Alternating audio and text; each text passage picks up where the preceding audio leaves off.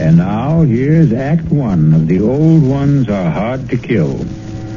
It begins with a stethoscope, a blood pressure reading, an electrocardiogram, and an altogether satisfying report on the health of Mrs. Ada Canby. Well, can't see a thing to complain about, Ada. That little congestion you had last time is all cleared up. All in all, I'd say you're doing fine. For a woman my age, you mean? The older the chicken, the tougher it is to kill. That's what my grandmother used to tell me, and she lived to be 98. Speaking of relatives, you see much of Walter. My grandson? Oh, the usual once-a-year visit. And he always comes up with the same complaint. What's that? That I shouldn't be living all alone. That big house of yours must get pretty lonely sometimes. Well, the truth is, Dr. George, I'm not alone there. You're not? I decided to take in the boarder last month. Really? I haven't written Walter about it. I'm sure he'd object to my taking in a stranger, but there's really nothing wrong with Mr. Paulson, except his health, maybe. His health?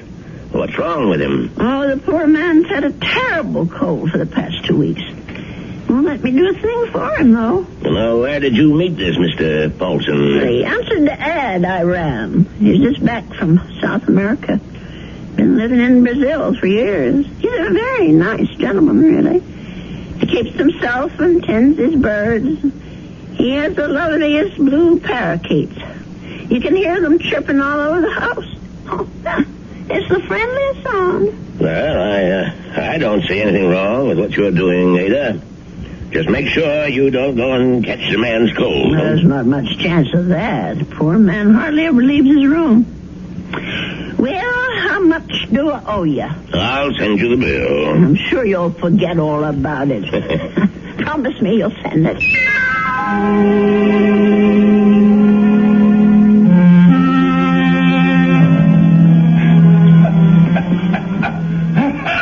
Oh, dear.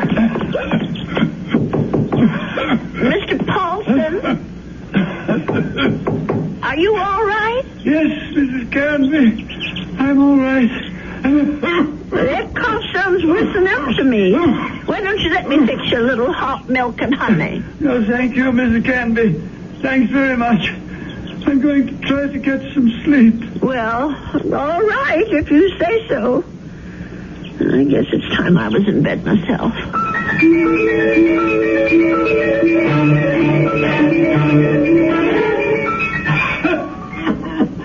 Oh, my, listen to that poor man. I wonder if he keeps his birds awake, too. Mrs. Canby, please.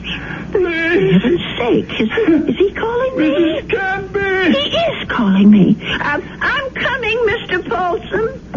Oh, no. Where are those darn slippers? I'll be right there. What is it, Mr. Paulson? What's the matter? Mrs. Canby. Mr. Paulson, just look at you. Why didn't you tell me you were so sick? I would have called a doctor. No, too late now. Too late. I know a very good doctor. I saw him only this afternoon. I'll go and call him right now. No, please, listen to me. Well, I've got to get help for you, Mr. Paulson. I'm dying. Confession. Well, do you want to preach? Is that what you want? Richardson murdered 10 years ago. What? Murder. I did it. I killed him for money. I was paid. Did you hear me? Oh, Lord. Mr. Paulson, do you know what you're saying? Do you understand me? Lindell is innocent. I killed Richardson, not Lindell. Well, let me get help. You can tell them yourself, Mr. Paulson, and the police and the doctor. You tell them, please. Tell them to free Lindell. He's innocent. Tell them I'm the one who killed Richardson 10 years ago. Oh, I don't know anything about such things, and I don't want to. I did it. I killed Richardson. I did it. I don't want to hear it. Please don't tell me. Please. Mr. Paulson, Mr. Paulson? Oh, dear God, I think he's gone.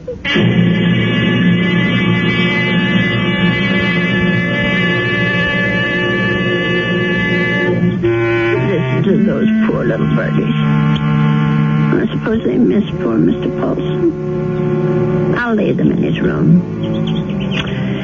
Well, let's see about this letter now. Dear Walter, I hope you don't mind my turning to you for advice, but I really don't know what to do.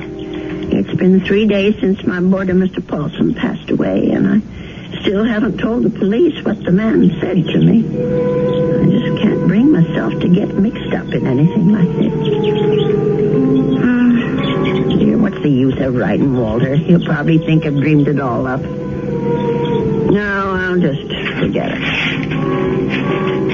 Only how do you forget such a thing? Those names, I keep hearing them. Richardson, Lindell. Lindell is innocent.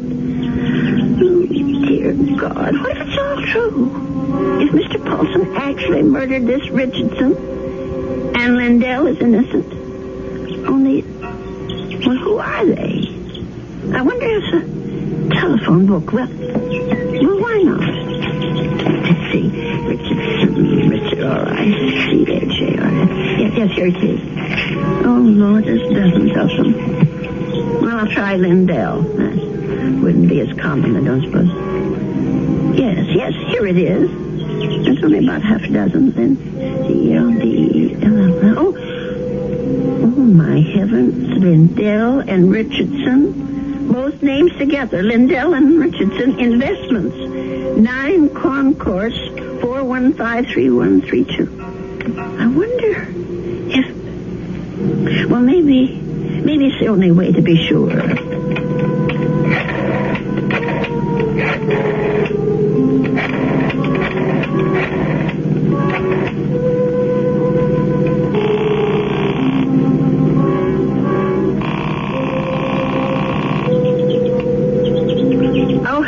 Hello? May I speak to Mr. Lindell? He isn't? Well, then what about Mr. Richardson? Oh, I see. Well, is there someone there I can speak to? Yes, please. Thank you. Hello. This is Mr. Chelton. May I be of service? Well, maybe you can. I want to know about your Mr. Richardson, about when he died. I think I did business with him once, a long time ago. Well, it's 10 years, madam, just about. But if you're interested in investment advice... Well, I'll think about it. Thank you very much. 10 years. Well, it could be a coincidence. I guess it all depends on how he died.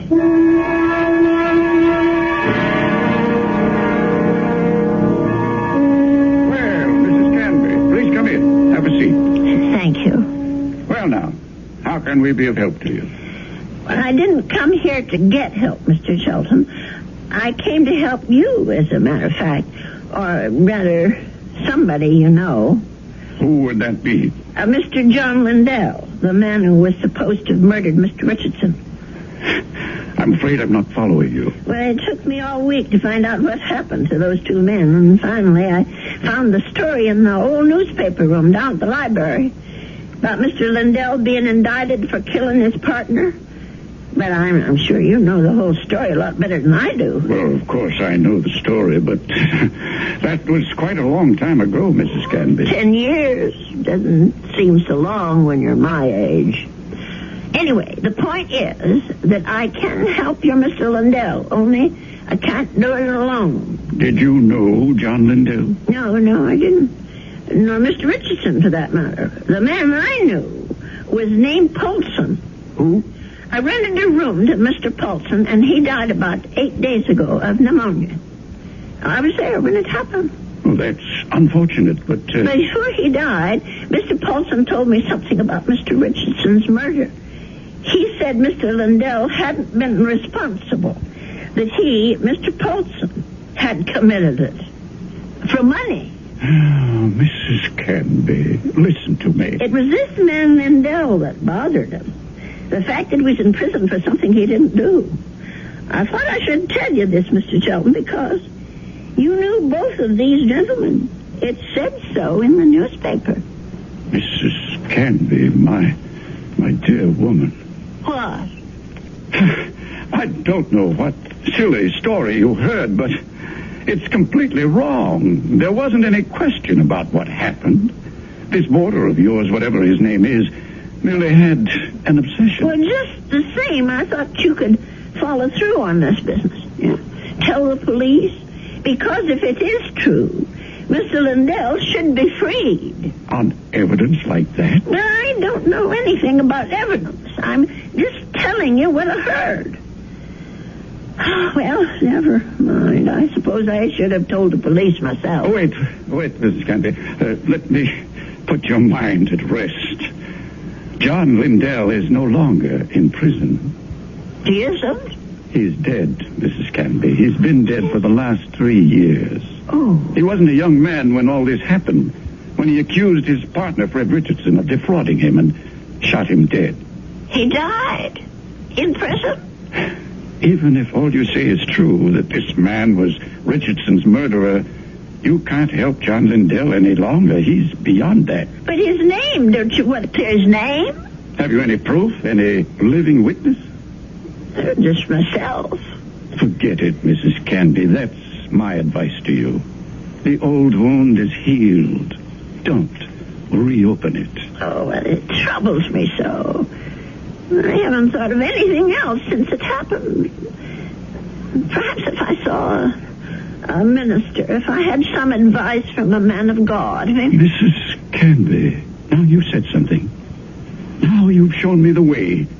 That's where our answer lies, dear woman, in prayer. Mm-hmm. In the forgiveness of our dear Lord. Will you pray with me, Mrs. Canby? Pray? Here? Why not? God is everywhere. Please, join me. Dear Lord, tell us what to do. Give us your divine guidance. Show us the path to righteousness. Mr. Shelton, Help us, O Lord. Help us to understand. Teach us to forgive the sins of others and to forget them. To forget. I feel much better now, Mrs. Canby. Do you? I'm not sure. Let us turn this matter over to God, Mrs. Canby, not to the police, but to the Lord. It's in His hands now. Don't you agree? Well, in a way, that's true. Since they're dead now. All of them.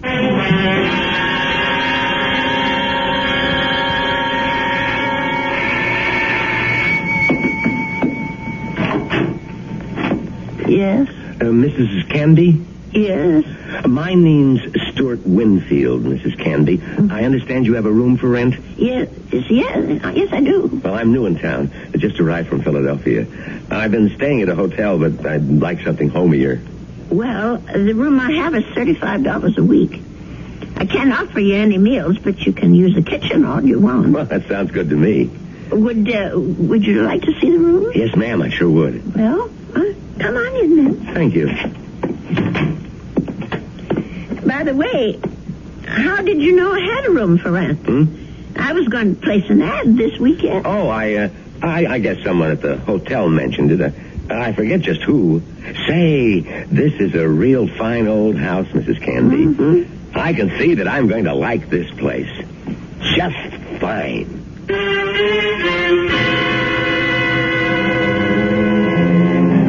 And so Mrs. Canby has a new boarder. He's a very personable young man, with a great deal more charm than old Mr. Paulson had. Perhaps in a little while, Mrs. Canby will be able to forget her former boarder and the shocking confession he made on his deathbed. I'll be back shortly with Act 2.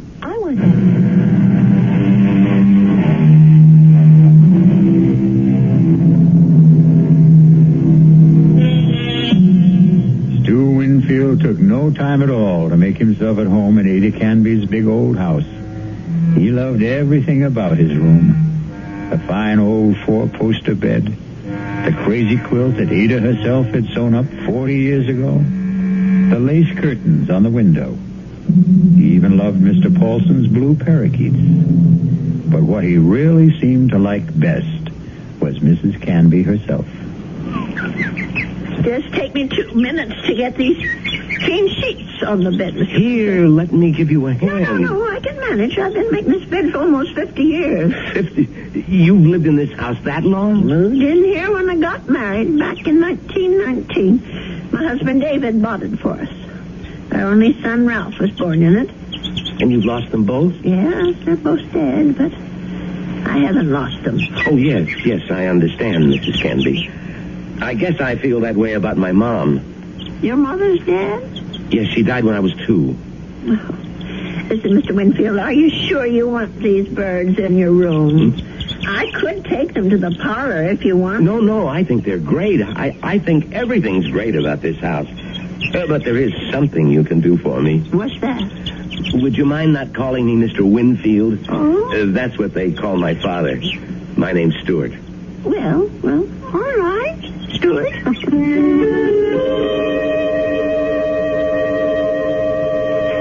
Dear Walter, I think it's about time I told you that I have a boarder in my house. Mr. Winfield is the nicest young man you could want to meet. He's a great deal friendlier than my first gentleman, Mr. Paulson, and he seems to like nothing better than to sit around evenings and talk. We talk about his home and his parents and his plans for the future. I think the poor boy misses his home and family, and I'm sort of a substitute for all that. You know, it isn't really fair, Mrs. Canby. You said I had kitchen privileges, but that doesn't mean you have to cook for me. Well, it's a pleasure, Stuart. I haven't had anyone to cook for in years. You're kidding. You mean to say you cook this good without practice? Oh, you're just being nice. I'm sure that stew is just plain ordinary. It's terrific, no kidding. It tastes like, well, it tastes like home, if you know what I mean. It depends on whose home you mean. Well, my mom cooks stews like this. That's what I meant. Your mom? What? But she died when you were only 2. Oh, well, I guess I didn't mean my mom exactly. I was thinking of my Aunt Martha. I mean, she's the one who sort of took over the cooking and stuff after my mother died. And my father's sister, you know? I see. Well, that was lucky that you had someone to take her place. Yeah, that's right. Excuse me. My, Stuart, you're not coming down with anything, are you? No, I'm fine. Just a little case of the sniffles. Listen, if your room isn't warm enough, I have an extra book. No, the room's just fine. Don't worry about it. Oh, you be sure now. I know I felt a little guilty about poor Mr. Paulson when he got sick. Maybe I didn't take good enough care of him. Paulson? Mm-hmm. Was that your former boarder, the bird lover? Yes, that was his name, the poor man. Tell me about him. Well, I don't really know that much about him. He lived here less than 2 months. Well, what sort of a guy was he? Well, very quiet. He kept to himself. Did you say he was from South America? I don't remember if I did or not. Well, you must have said it. Yes, of course. He was American, but he'd been living in Brazil. I don't know why exactly. Although, come to think of it, maybe I do. What do you mean? Well, it just occurred to me that Brazil might be just the place for someone who came into a lot of money and wanted to leave the country. I don't understand. Is that I really think you are getting a cold, Stuart. I'm getting that blanket out this minute. Now, wait, Mrs. Canby. I'd rather hear about... Never mind. I don't want to take any chances. I'll be right back. Yes, Mrs. Canby. Don't take any chances.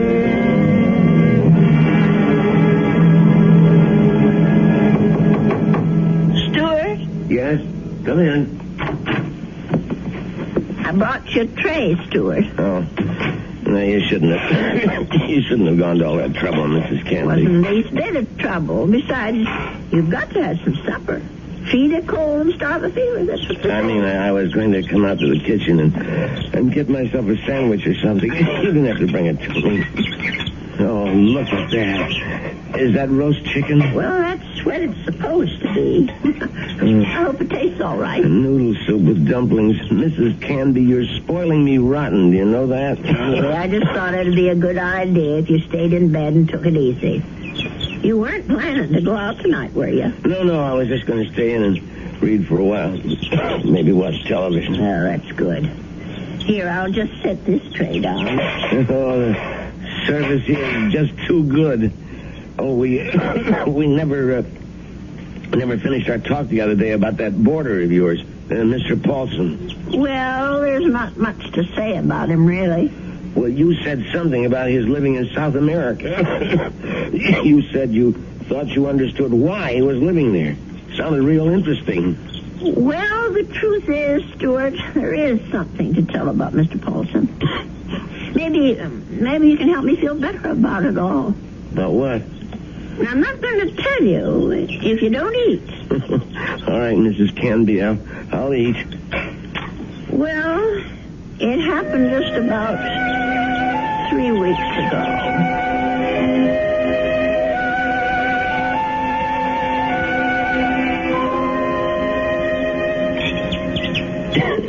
You know something, Mrs. Candy? That's about the best roast chicken I've had in years. I'm sure I spoiled your appetite with all my chatter. No, that was a really interesting story. But what do you think of it all, Stuart? No, the killer is the man who hired Mr. Paulson. Don't you see? Is it right that he should get away with it? No, wait a minute. You're jumping to conclusions. No, I'm not. Mr. Paulson told me that he was hired to do this thing. Well, maybe he was hired by Lindell. Maybe Lindell hired him, and then Paulson got cold feet, and Lindell did the shooting himself. No, I'm sure that isn't true. You see, I read the newspaper article all about it. Well, you really were thorough about this, weren't you, Mrs. Candy? You poor man. That coal's gone to your chest now, hasn't it? No, I'm all right. Stop worrying about me. Let's talk about this other problem of yours. Well, maybe I'm making it more of a problem than it should be. Maybe if I just told the police everything, I could forget it once and for all. No, I really couldn't advise that, Mrs. Candy. Well, it said in the newspaper story that the two men were partners in that investment firm. Mr. Lindell thought that his partner Richardson was cheating, taking money out of the firm, and that's why he's supposed to have shot him. Wasn't there a witness to the shooting? Why, yes, I think there was. Come to think of it, it was Mr. Shelton. That's right. Well, doesn't that wrap it up for you? Well, it would if it wasn't for Mr. Paulson. Listen, Mrs. Candy, you know how much I like you. Why, in just a few days, you're more like family to me than my Aunt Martha ever was. Well, it's nice of you to say, Stuart. And that's why I want you to listen to me about this. That's why I want you to forget about this whole foolish thing. And listen to you. You sound awful, Stuart. Just terrible. No, I'm all right. No, you're not all right. I'm going to get you some cough medicine right this minute.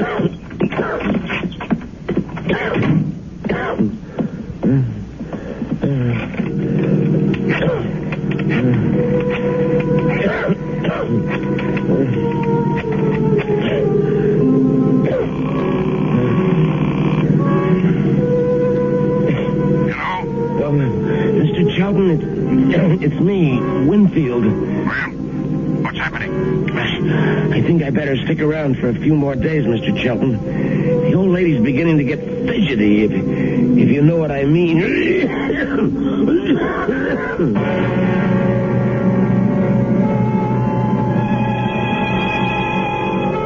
Well, something tells me that Stuart Winfield isn't such a nice young man after all. Could it be that he wasn't telling Mrs. Canby the truth about his dear mother and his Aunt Martha? Could he have not told her the truth about his plans for the future? Of course, the real issue is, what sort of plan does he have for Ada Canby's future? I'll be back shortly with Act 3. If you want to...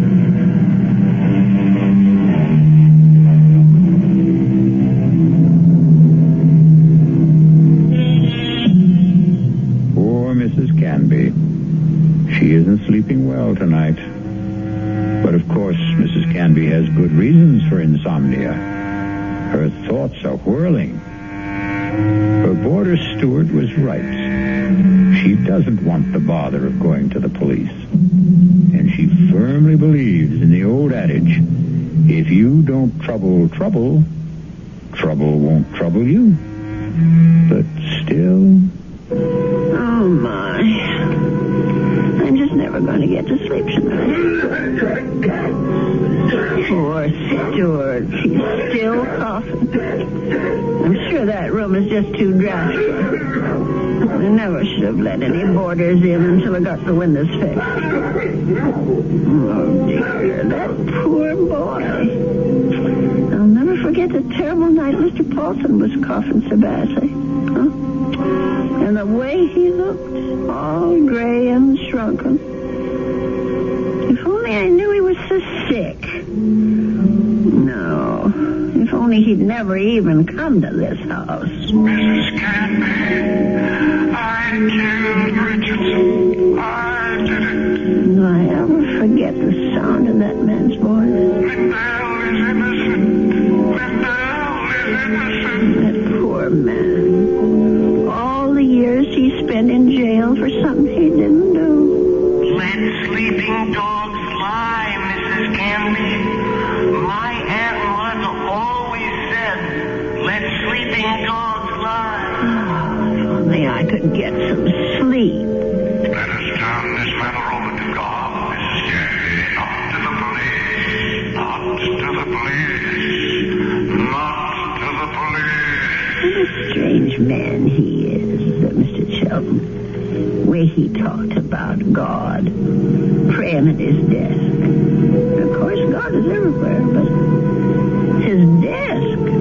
I killed Richardson. I murdered him for money.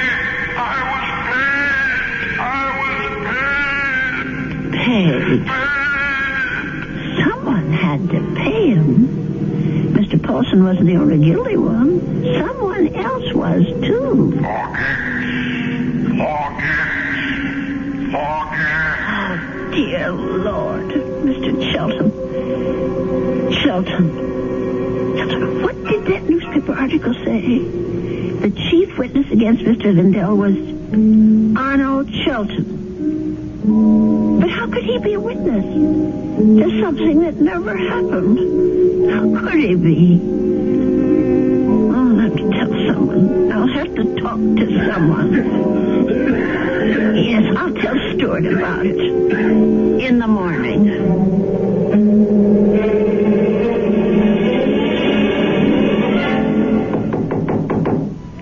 Stuart, are you awake? Yes, I'm up, Mrs. Canby. Come in. Oh, no.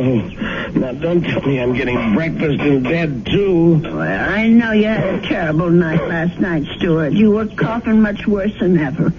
I guess that medicine wasn't very good. Sorry I kept you awake, Mrs. Canby. No, that wasn't your fault. No. Something else kept me up. What was that? Oh, my mind, I guess. Maybe I should say my conscience. Oh, that sounds serious. But it is something serious, Stuart. Well, I might have let a man get away with murder. No, it's even worse than that. He did something worse than murder. You're talking about Paulson again.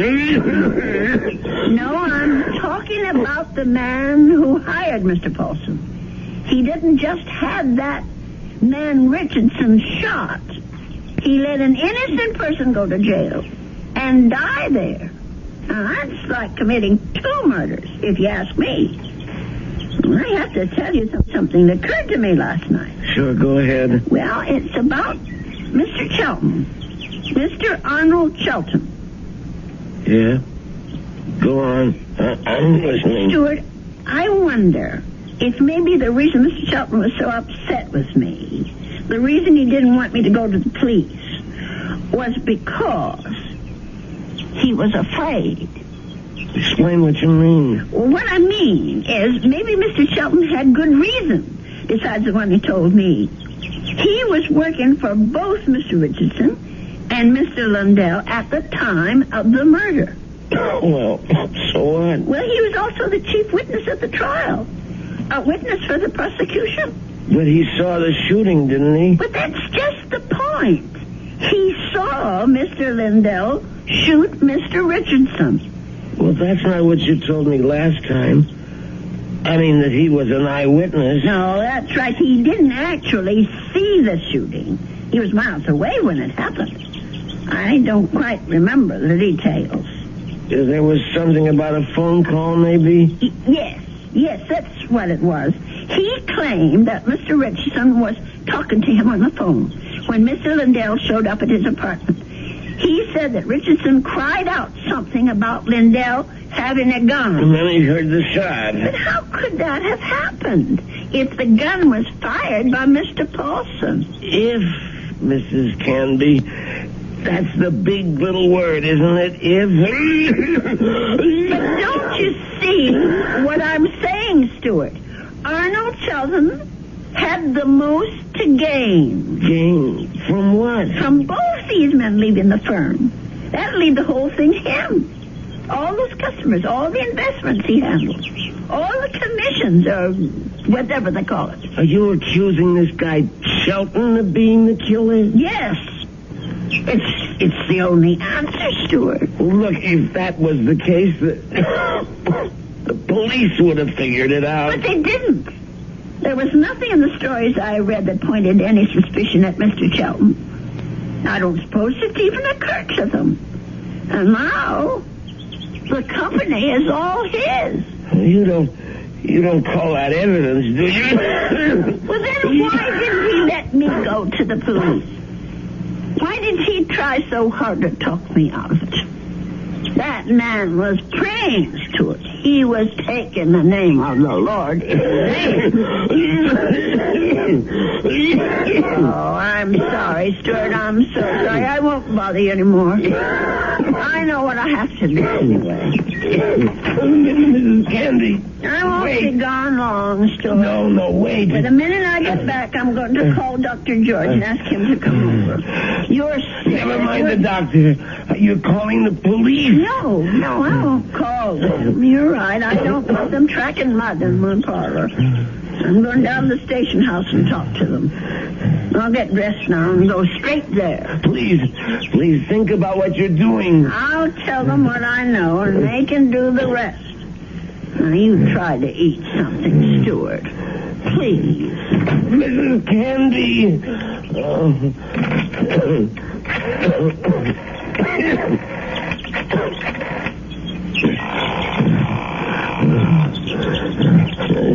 Sheldon? What is this, Winfield? I told you not to call me at the office. It's an emergency. You sound terrible. What's the matter with you?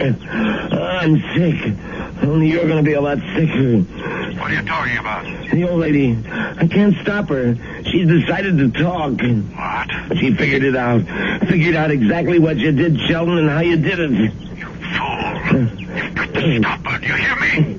That wasn't part of the deal, Sheldon. It's all of the deal now. The price didn't include anything like that. The price just doubled. Old ladies are always having accidents. Make her have one. Make her have one now, Winfield. All right. She's gonna have a fall down the cellar steps. Right now. I gotta get my robe on and my slippers. I gotta hurry.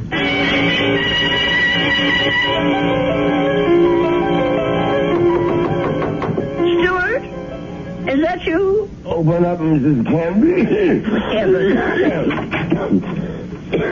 Stuart Winfield, what are you doing out of bed? Now, you go right back there this second. I gotta talk to you, Mrs. Canby, before you go to the police. Just listen to you. You're all winded. You can hardly talk, Stuart. Now, go back to bed before you catch pneumonia, too. Now, don't go, Mrs. Canby.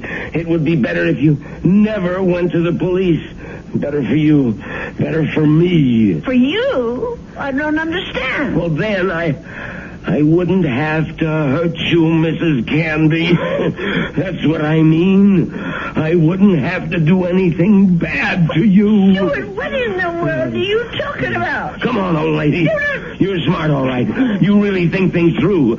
So now, think a little harder. You knew? Stuart, you knew about Mr. Paul. That's right. That's how you knew my room was so red, because Mr. Shelton told you. Now you're getting there, Mrs. Canby. That's why you rented it. That's why you were sent here. Just to watch you, Mrs. Canby. Just to see that you stayed sensible. Mr. Shelton did. I was hoping you'd never change your mind about calling the police.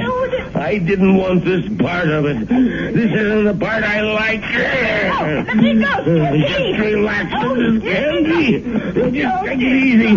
Please, Why, you're as light as a feather, Mrs. Canby. Just like my Aunt Martha would have been if I had an Aunt Martha. Please, let me down. Please. We've got a date now, Mrs. Canby. Let me go. Let me go. Put up such a fight, Mrs. Canby. I'm sick, remember? Just shut your eyes. Please, shut your eyes and don't look down. Oh, God. Stuart, those stairs. Shut your eyes, old lady. They'll all be over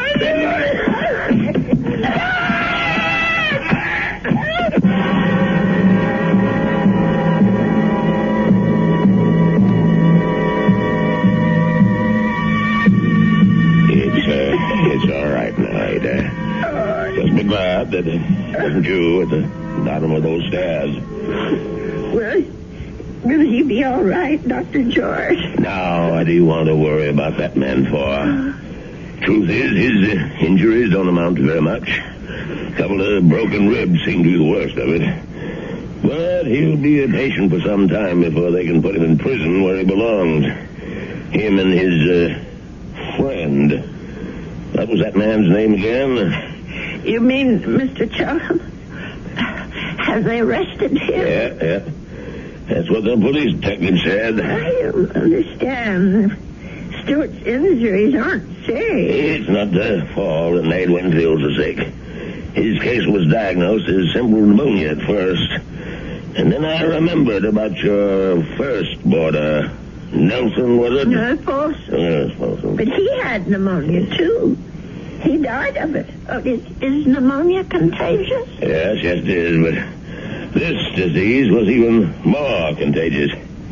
It's a pneumonia caused by a disease called psittacosis, better known as parrot fever. You get it from sick birds, like the parakeets in your spare room. Oh, no. Mr. Paulson's bird. Sorry, Ada, but they had to be taken out and destroyed. Oh, what a shame. There's one reason I feel sorry for them. They saved your life.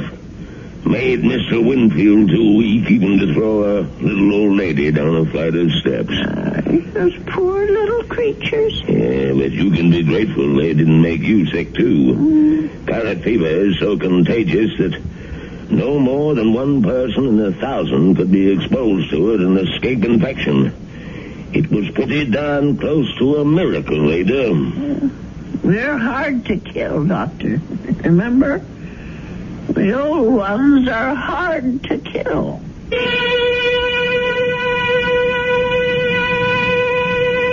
They say that people are living longer than ever before. And when we look at Ada Canby, we can understand why. She's a tough old lady. So tough she could withstand the threats of man, beasts, and bird. So let that be a warning to all those who think that our senior citizens are easy prey for crime. Watch out. They may turn the tables on you. Or the stairs. I'll be back shortly.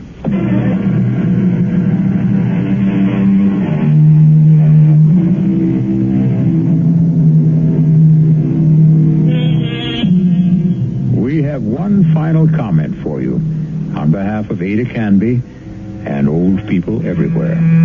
There's a saying, There's no fool like an old fool. But it's also true that there's no wisdom and strength like old wisdom and strength. There. Does that make you feel better about your next birthday? Our cast included Agnes Moorehead, Leon Janney, and Roger DeKoven. The entire production was under the direction of Himan Brown. This is E.G. Marshall inviting you to return to our Mystery Theater for another adventure in the macabre. Until next time, pleasant dreams.